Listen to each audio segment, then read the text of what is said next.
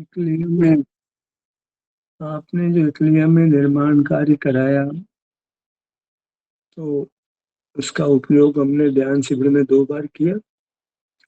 तो ऐसा तो नहीं है कि भई हम किसी पदार्थ को अनेक प्रकार से उपयोग में ले सकते हैं। तो निर्माण किया है वो तो ठीक है, किसी भी कारण से हमने किया हो, लेकिन दिशा बदलती है तो उसी चीज़ को हम अनेक प्रकार से उपयोग में काम में लेते हैं। जैसे कोई व्यक्ति मोबाइल को यूट्यूब के मनोरंजन के लिए उपयोग लेता हो, उसी मोबाइल को हम ध्यान सत्र के काम में ले रहे हैं। कोई भी वस्तु है, उसको हम सही प्रकार से उपयोग में ले सकते हैं। अननेसेसरीली परिग्रह बनाना और फिर उसकी देखभाल के कष्ट अपने सर पे लेना, ज़रूरत नहीं है। और ये काम तो अपने भीतर ही होना है, देह प्रमाण क्षेत्र में ही होना है, तो बाहर क्यों फैलना है? फैल भी गए हैं तो उसको सदुपयोग कर सकते हैं, ऐसी बात है। सदुपयोग तो हर वस्तु का हम कर ही सकते हैं, मोबाइल का सदुपयोग करें तो लैपटॉप का सदुपयोग कर सकते हैं। कोई भी चीज़ है, उसका 2 प्रकार से उपयोग हो जाता है। दुरुपयोग भी कर सकते हैं और सदुपयोग भी कर सकते हैं। अब ये है कि एक ही वस्तु के 2 मालिक हों, तो वर्षा जी चाहें वे ध्यान के लिए काम ले लें। निरंजन जी कहेंगे नहीं हम तो यहाँ पे पूजा भक्ति करेंगे, गुरुदेव के प्रवचन सुनाएँगे, आपका ध्यान नहीं होना चाहिए यहाँ पर, तो फिर एक तकलीफ हो जाती है। ठीक है, अपने को तो काम अपने में ही करना है ना, बाहर तो करना ही नहीं है। पाँव से मस्तक तक यही सुख का क्षेत्र है, हमारा तीर्थ क्षेत्र तो यही है।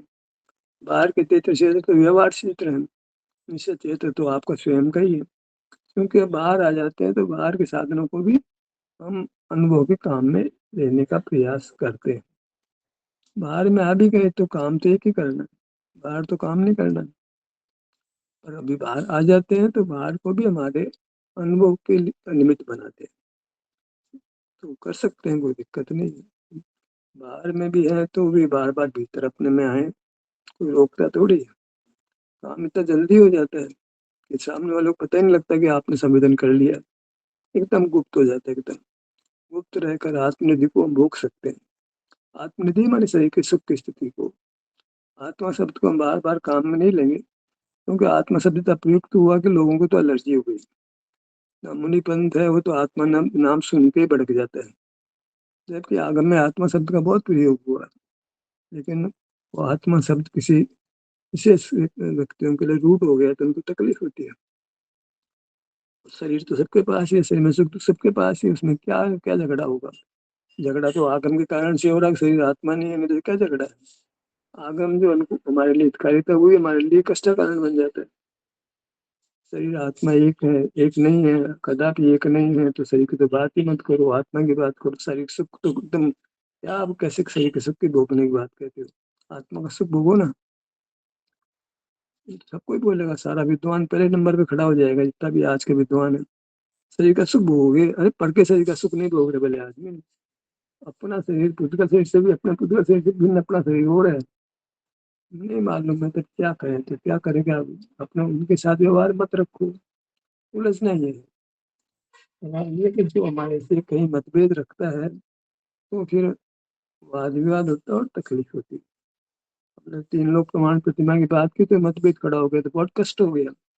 हमने कहा यार देखो अपन तो कोई बात अच्छी करना चाहते लेकिन लोगों को स्वीकार नहीं हो रही, तो एक पीड़ा पीड़ा का कारण बन गया। एक तो आरंभ किया हमने, प्रतिमा बनाने का काम लिया अपने हाथ में, उसमें मेहनत करी और वो जान का जंजाल बन गया। क्या करेंगे? कुछ नहीं कर सकते। अपन अपने में कुछ कर सकते हैं, दूसरे में तो कुछ कर नहीं सकते। तो मतभेद तो होता ही है, क्या कर सकते हैं? अपन तो अपने हित की बात करते हैं, दूसरे को अच्छी लगे, नहीं लगे, वो आज़ाद है। पर क्या करें, जहाँ मतभेद होता है, वहाँ अलग ही होना पड़ता है। तो प्रसन्न जी ने बहुत बड़ा मतभेद खड़ा किया, तो हमने कहा भई हम इनसे बात ही नहीं कर सकते, संभव ही नहीं है। ये जो इतना मतभेद आग्रह हो गया ज़बरदस्त, उसके विरोध का ही आग्रह हो गया। ये सब आप गलत बात करते हो, परिकल्पना करते हो, सब खोटा है। नहीं, तद्दन खोटी बात है ये, जैसे हमारे निरंजन जी ने कह दिया, लोक प्रमाण होने की बात तो एकदम खोटी है। ऐसे लोगों से जो कि हमारी तो ये भावना है, हमने कहा हमारी तो भावना है कि हम लोक प्रमाण होना हमको, और वो उस पे चोट मार रहा है, गलत बहुत गलत गलत भावना है तुम्हारी। हमको एक तरह से हम उसमें स्वाभिमान को चोट पहुँचती है, हमारी भावना को चोट पहुँचती है। हम तो भावना के अनुरूप भवन बनाना चाहते हैं, वो भावना पे चोट मार रहा है, तो फिर भवन तो बनाने की बात ही खत्म हो जाती है। तो ऐसी स्थितियाँ बनती है जहाँ जहाँ तीव्र मतभेद होता है, वहाँ उस स्थल को छोड़ देना चाहिए, उस व्यक्ति को छोड़ देना चाहिए। तभी हम सुख से अपनी आराधना कर सकते हैं। विवाद में रहकर कब तक जी सकते हैं? नहीं जी सकते ना। धर्म चर्चा नहीं करो तब तक तो मतभेद खड़ा नहीं होता। लौकिक चरित्र में सबका सोई एक तरह का सुख चाहिए सबको। लौकिक में तो 10 आदमी बैठ के खाना खा लेंगे, 100 आदमी बैठ के खाना खा लेंगे। जब तत्व की बात आती है तब कितना मतभेद खड़ा, कितने पंथ खड़े हो जाते हैं। तो प्रॉब्लम तो वहाँ है। भोग में सब साथ होते हैं, मोक्ष मार्ग में बहुत विरल जीव साथ होते हैं। मोक्ष मार्ग में विरोधक तो बहुत पैदा, विरोध करने वाले तो बहुत पैदा हो जाएंगे। पग पग पर विरोध पैदा करेंगे, क्योंकि उनको तो बाहर का संस्कार है, धर्म को भी बाहर ही ढूंढना चाहते हैं। उनको हम कहेंगे धर्म भीतर है, शरीर के भीतर का, शरीर तो हमारा है ही नहीं, तो एक विरोध तो आएगा। तो क्या करना भाई, बहुत लोगों के साथ हमारा व्यवहार नहीं बन सकता है। आजकल तो क्या है कि शिविर लगाते हैं, पब्लिक को इनवाइट करते हैं, सबको बुलाते हैं, पब्लिक प्लेटफॉर्म के रूप में धर्म को कहते हैं। और धर्म कतई पब्लिक प्लेटफॉर्म की चीज नहीं, अत्यंत गुप्त है और लोग को प्राय स्वीकार नहीं होगा। सही धर्म लोग को स्वीकार नहीं होगा, गलत धर्म तो स्वीकार हो जाएगा। मैंने आजकल जितना जितना भौतिक संसाधन बढ़े उसमें सब साथ हो जाते हैं। सबके पास मोबाइल मिलेगा, सबके घर में फ्रिज मिलेगा, टीवी मिलेगा, एसी मिलेगा, कूलर मिलेगा, गाड़ियां मिलेगी, उसमें सब साथ हो जाएंगे। और हम सोचेंगे आप वास्तविक जो धर्म है, जो सही में वेदना सुख सत्य का अनुभव करने की बात कहेंगे, तो न तो आम आदमी तैयार होगा, ना पंडित तैयार होगा, ना मुनि तैयार होगा, कोई पंथ वाला राजी नहीं होगा, क्योंकि इसकी विरलता है, दुर्लभता है। इसमें आप समझें कि पब्लिक प्लेटफॉर्म पे बोलेंगे, संभव ही नहीं। जब जब पब्लिक प्लेटफॉर्म पे हमने बोलने का प्रयास भी किया, तो अरे कुछ ही लोगों को इनवाइट भी कर लिया, मान लिया मैं गए सोनगढ़ के, तो उस लोगों को मान लो इन्वाइट कर लिया, तो निंदा ही में वो जाकर के पहले हमारे सामने खड़े होकर निंदा नहीं करे, पीछे तो निंदा करते ही जाकर कहते तो है गलत मार्ग चलाते हैं, औरों को दूर करते हैं। तो दूर हुए, हम ऐसे लोगों को बुला लेते हैं जिनकी विपरीत मान्यता बहुत दृढ़ है, उनको हम इनवाइट कर लेते हैं, तो वो खुद तो भ्रष्ट हुए, औरों को भी भ्रष्ट करेंगे। मतलब ये है कि हमारा उनको बुलाना उनके लिए कष्टकारी, तो औरों के लिए भी कष्टकारी हो जाता है। तो वही है हस्तिनापुर का जो भी हुआ कि मंत्रियों के साथ चर्चा मुनिराज ने की, तो उन मुनिराज को कष्ट नहीं आया, उस सारे संघ पे कष्ट आ गया। तो भैया जो विरोधी मान्यता वाले जीव हैं, उनसे दूरी बनाकर रखो, बहुत बहुत दूरी बनाकर रखो, नहीं तो आपको कष्ट होगा। आपके साथ मिलने जुलने वाले जो लोग इस मान्यता वाले हैं, सबको कष्ट होगा। हमारे साथ 25 30 40 जो भी लोग हैं, उनको भी कष्ट होगा। उनको भी जाकर टेलीफोन करेंगे, क्या गलत रास्ते में जा रहे हो आप, एकदम गलत रास्ते जा रहे हो, बहुत बिगाड़ होगा, आपको समझाने की कोशिश करेंगे। अब इतना तो तुम उनके नोटिस में आते हो, तुमको समझाने का प्रयास करते हो सकता है कि बुद्धिमान हो तो आपको मार्ग से रहित भी कर दे। उसके बाद कई लोगों के पास वो शब्द बहुत होते हैं, उनके पास त्याग का रूप भी होता है, तो आपको कहेंगे नहीं उनके पास तो बत्ते ही नहीं जाना है, एकदम नहीं जाना, बहुत तकलीफ, गलत मार्ग पर जा रहे हो, तो संभावना भी खत्म कर देते हैं। उनके पास बात करने की संभावना भी खत्म कर देते हैं। तो ऐसे लोगों को जो कि मोक्ष मार्ग को गलत ठहराते हैं, वो खुद का तो अहित करते ही हैं, जिनसे वो बात करते हैं उनका भी अहित करते हैं, उनको भी मोक्ष मार्ग में आने से रोक देते हैं। एक बार रुक गए, कदाच दोबारा मिले नहीं मिले कोई नहीं जानता। संभावना बनी थी, उस संभावना पे भी क्रॉस मार्क कर दिया। किसने क्रॉस मार्क कर दिया?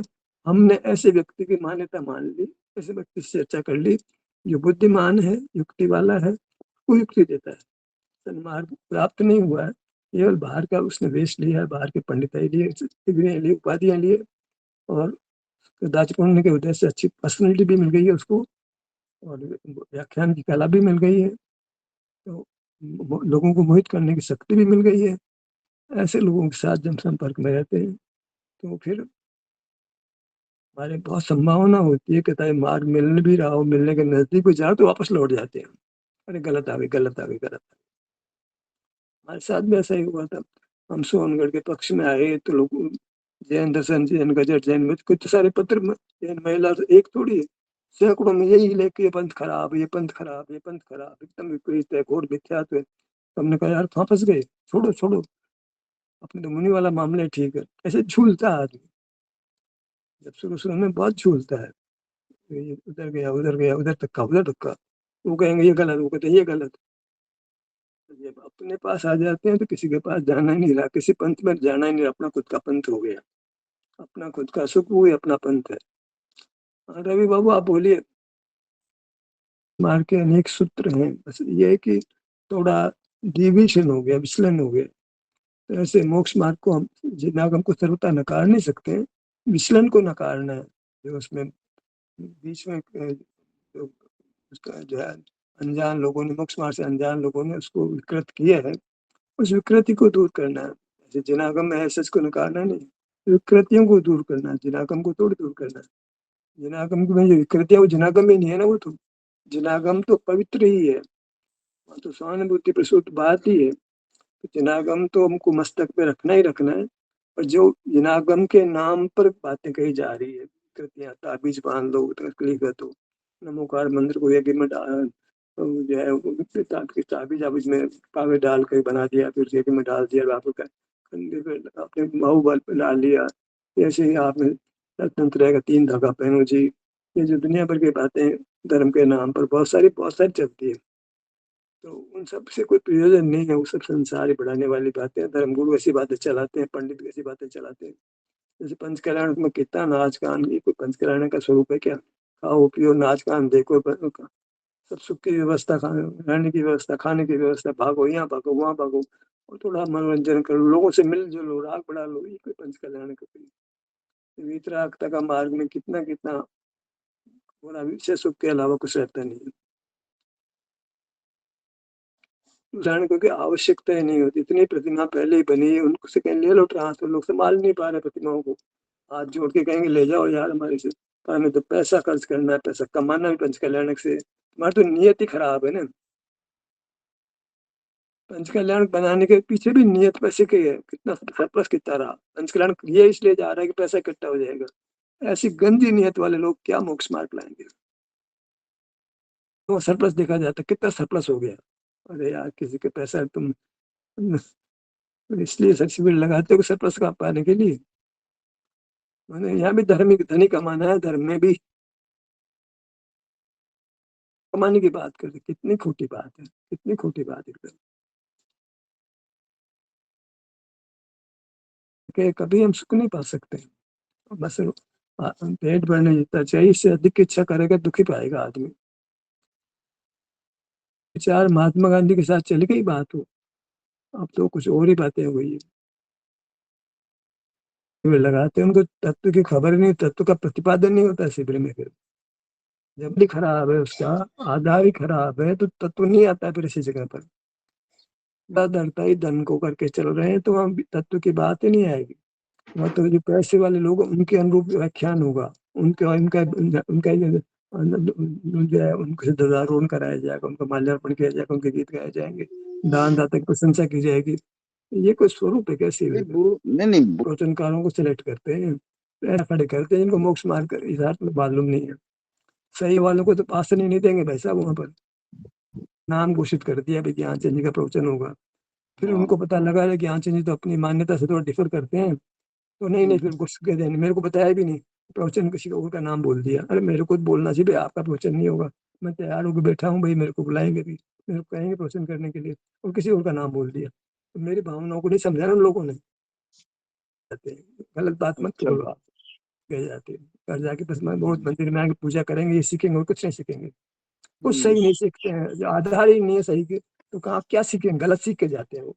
सब में ज्ञान नहीं लेते, मिथ्या ज्ञान लेके जाते हैं, तो उनको मैं डुबोते हो, उनको काठ की नाव पे बैठा, पत्थर की नाव पे बैठाते हैं उनको। भाई जैसे आज अनुमोदना कर रहे थे ना कि ठीक है इससे फायदा हो रहा है, कुछ फायदा नहीं हो रहा भाई साहब। कितने लोगों को मोक्ष मार्ग मिला है, कुछ फायदा नहीं हो रहा। सब हमने छिद्र देख लिया, कुछ फायदा, कुछ मुनियों को भी देख आप लिया, कुछ मार्ग नहीं मिला है, क्यों छोड़ना उसकी। इतना दुनिया की पॉपुलेशन कितनी है अभी, ऐसे तो बहुत सारे द्वीप समुद्र बताए जाते हैं हमारे, और दुनिया की पॉपुलेशन में ये अपन बात कर रहे हैं, कितने लोग इस बात को करते हैं, जानते हैं। ये तो एकदम आप देखो तो एकदम कुछ नई बात आई नहीं, तो एकदम एकदम नई बात है ये, तो लोगों को परिचित नहीं है ये।